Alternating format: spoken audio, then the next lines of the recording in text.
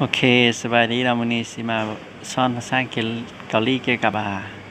การเปลี่ยนเวิร์บเป็นคำเว้าเนาะหรือว่าก่อนที่เขาจะเว้าเขาต้องเปลี่ยนเวิร์บพื้นฐานนั้นให้เป็นคำเว้าก่อนเนาะและวิธีสร้างประโยคมันคลิปที่แล้วแม่นเราจะสร้างเราจะยกตัวอย่างคาตาเนาะวันนี้เราจะยกตัวอย่างเป็นโอตะโอตะแปลว่าม้าเนาะโอตะโอตะแปลว่าม้าเนาะเราจะเปลี่ยนได้สุดแล้วแม่นคาตะเนาะคาตะเราจะเปลี่ยนเป็นคาโยแม่นบ่สุดแล้วเป็นคลิปวิดีโอที่แล้วเราจะเปลี่ยนเป็นคาตะเป็นคาโยบัดนี้ของเรา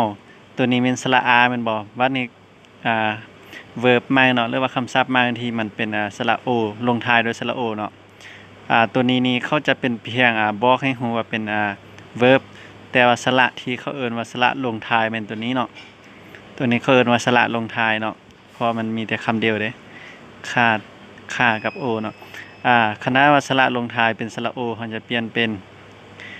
โอบวกอาเนาะเป็นวาโยแม่นบ่โอตะเป็นวาโยเนาะตัวอย่างอีกตัวหนึ่งคือโพตะเนาะก็เขียนบ่ค่อยดีเพราะว่ามือหนึ่งจับโทรศัพท์แล้วมือหนึ่งเขียนแล้วมันบ่ลืมไปเลยอดเอาได้โพตะเราจะเปลี่ยนเป็นคือสังเกตเบิ่งตัวนี้เนาะเป็นสระโอแม่นบ่โพตะนี้มันก็ลงท้ายด้วยสระโอคือกันแม่นบ่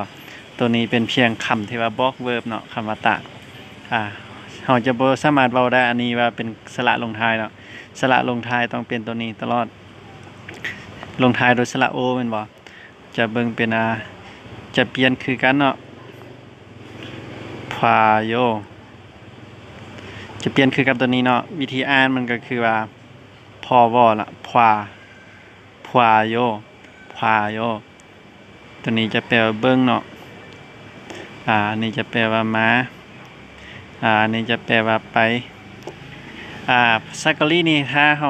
สังเกตเบิ่งดีๆเนาะถ้าเฮาสังเกตได้สระตัวลงท้ายนี่เนาะเฮาจะเข้าใจง่ายเนาะถ้าเฮาบ่สังเกตนี่เฮาจะงงตลอด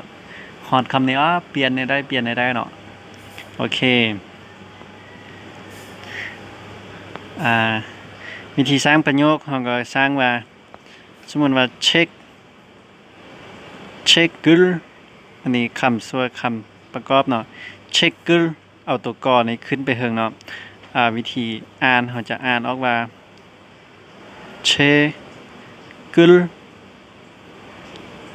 เนาะเราเขียนแบบนี้แต่ว่าเราอ่านแบบนี้เนาะเอาตัวกอนี้ขึ้นไปเฮิงเนาะโอเคเชกึลพาโยแบบนี้เนาะมันจะว่าเช็คกึลพาโยจะแปลว่าเบิ่งปึ้มเนาะโอเคตัวนี้จะสอนคร่าวๆเกี่ยวกับพื้นฐานของการเปลี่ยนเนาะในเบิ่งปึ้มโอเคพบกันใหม่ในวิดีโอหน้าเนาะ